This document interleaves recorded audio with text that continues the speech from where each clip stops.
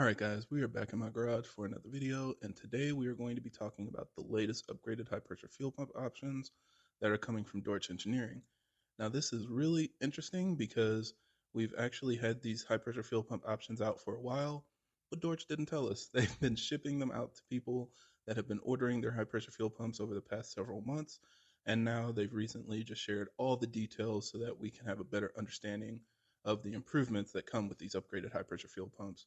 So in this video, I'm just going to share with you guys all the information that I know, as well as give you some insight on what you can look for to know if you got the new high pressure fuel pump or what you can expect if you order the upgraded high pressure fuel pumps moving forward.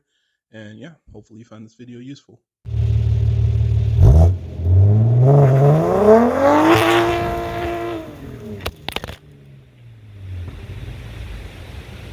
Now, as always, for everybody that's new to the channel, I create these videos to help keep you updated on the latest developments in our community, as well as discuss technical topics so that we have a better understanding of how our engines work.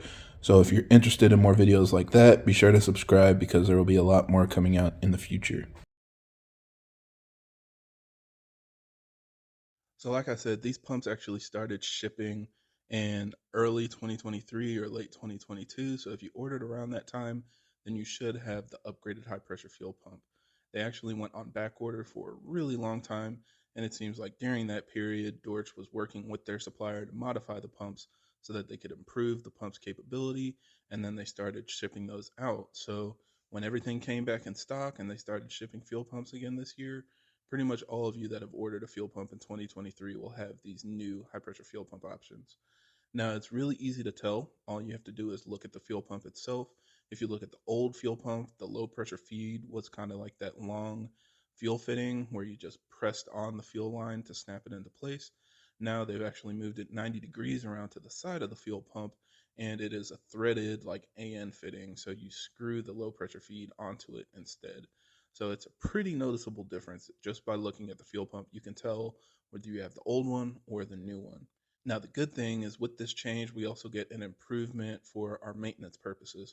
So the old low pressure feed location required a fuel line that went over the cylinder 5 coil pack, and that required extra effort to get to your spark plug. So if you were doing a spark plug change, you either needed special tools that could work around the fuel line, or some people had to completely remove the fuel line, which really sucks. You don't want to have to disconnect your fuel system just to do something like spark plugs. So now, since they've moved it to the back of the fuel pump, and so it's completely out of the way, it doesn't cover any of your coil packs, and you can replace your spark plugs just like before. So that's a nice feature to have just to make your regular maintenance a lot easier. So, with all of these changes, naturally they rebranded and renamed their fuel pumps. So instead of a Dorch Stage 1, they're calling it a DS15 250. And instead of a Dorch Stage 2, they're calling it a DS25 250. Now, the 15 and 25, I kind of think of it as a Dorch Stage 1.5 and a Dorch Stage 2.5 because it's an incremental improvement over the previous Stage 1 and Stage 2 high pressure fuel pumps. So these new pumps are capable of running at 250 bar. That's what the 250 designation stands for. And that's, of course, more fuel pressure than what the typical standard stock high pressure fuel pumps or former Dorch pumps were designed to run. They really were designed to run at 200 bar. So now these are capable at running 250 bar steadily and consistently, which pairs really well with the injectors that are also rated for 250 bar. So they were kind of thinking ahead on that and making sure that these fuel pumps could run the maximum amount of flow with all these upgraded injectors that are coming on the market. Now, another thing is that these do actually flow more than the original Dorch Stage 1 and Dorch Stage 2, and we'll go through some of those flow numbers in a second. But of course, these still come with the same fuel lines, so you're not going to have to bend any hard lines. They'll come with replacement hard lines, and they come with extended wiring harnesses, so you don't have to cut and splice any wires.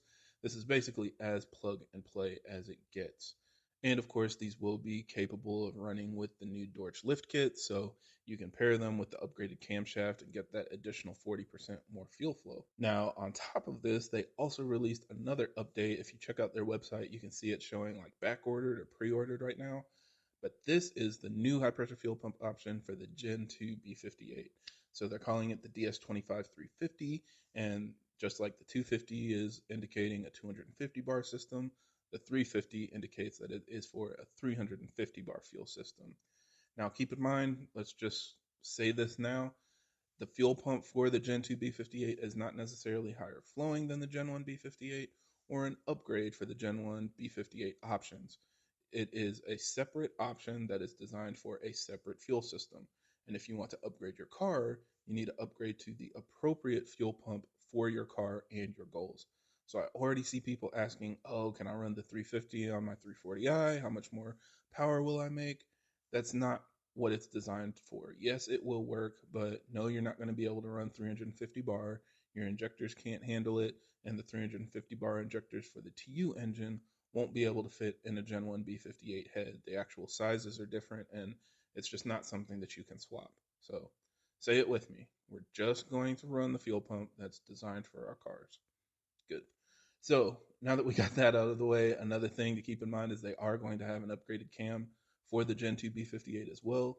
This one is a little bit smaller of an incremental improvement. It's only an additional 27% fuel flow. Again, just like everything else, this is a result of Dorch going through their R&D and development process to determine the best combination of components, and they decided, based on their research, that 27% was the safest amount of additional fuel that this system can flow. So I know it's a little bit less than what the Gen 1 cams are designed for, but that's basically where they landed. Now, let's talk about the actual flow rates. So the DS15 is designed to run an additional 19% more fuel than the original Dorch Stage 1, and the DS25 is designed to run an additional 21% more flow than the original Dorch Stage 2. Now, keep in mind the DS15 numbers were run at 200 bar and the DS25 numbers were done at 250 bar, so that's just kind of indicated on the chart there. But now we've actually got some dyno numbers as well, so you know exactly what pump to go with based on how much power you want and the fuel you're going to run. So, and here it's showing that the DS15-250 is capable of running 600 wheel horsepower on pump gas or 440 wheel horsepower on E85. The DS25-250 is designed to run 750 wheel horsepower on pump gas or 550 wheel horsepower on E85. And the DS25-350 for the Gen 2 B58 can run 770 wheel horsepower on pump gas and 560 on E85. Now, just like usual, typically you'll get the best performance on these pumps running in an ethanol mix. So expect it to be somewhere in between there, if you run E40 or E50. But if you want to run full E85, then that gives you the capability of running over 550 wheel horsepower with just a high pressure fuel pump upgrade. So that's pretty cool. Yeah, I know the pump gas numbers, some people kind of get confused by that. Why is it able to make so much power on pump gas? This is just based on the flow rate. You're still going to need a turbo that's capable of making that much power without causing knock and excessive timing corrections. So most people won't get that high on pump gas, but just based on the fuel flow, it can support that much power. Now, of course, these can still be paired with the cam upgrade. So wait, there's more. If you pair the DS15-250 with a cam upgrade, it can flow 750 wheel horsepower on pump gas or 610 wheel horsepower on E85. Now that is crazy to me because a lot of people were avoiding the Dorch Stage 1 and just saying go to a Dorch Stage 2 because the DS1 flowed pretty similarly to a TU pump. But if you were able to pair a Dorch Stage 1 with a cam upgrade, you can make over 600 wheel horsepower on full E85. A TU high pressure fuel pump could never do that. So that just makes the Dorch Stage 1, the new Stage 1 option, a lot more viable. I think it's something that's more realistic, especially if those are the kind of numbers that you're looking for. But even beyond that, you can go to a DS25-250, and that's capable of flowing 1,000 wheel horsepower on pump gas or 770 wheel horsepower on full E85. So to me, that's it. You don't really need anything else. Over 700 wheel horsepower on E85 is insane on a direct injection fuel system, no port injection, no auxiliary fuel controller, none of that. Just an upgraded pump and a cam, and most likely you need to pair that with injectors too. But just really impressive to see that that's even capable. Then lastly, they showed the DS25 350 can flow 950 wheel horsepower on pump and 710 on full E85. That's just a result of the cam lobe being slightly less aggressive, but still super impressive numbers. Think about Supras that don't have port injection making over 700 wheel on full E85. Very, very cool. So yeah, now just a couple other things to keep in mind. This is still going to require custom settings for your high pressure fuel pump. So for the Gen 1 guys, we already have the options in boot mode and MHD and all the major tuning platforms. So you'll just need to drop down that box or check that box to make sure that you've selected the correct fuel pump option. For the Gen 2 guys, I don't think you have those options yet since fuel pumps haven't been available to you. So be patient. If you have boot mode or MHD, those should be coming down the line. Or if you have Ecutech or you just don't want to wait, you can always send your tuning file, that .bin file, to Dorch Engineering, and they can help you make the updates that are needed to run these fuel pumps. But it cannot run on a stock map. You need custom settings in your tune so that the fuel pumps can be controlled by your DME. And then the last thing to consider is the price. The price is going up.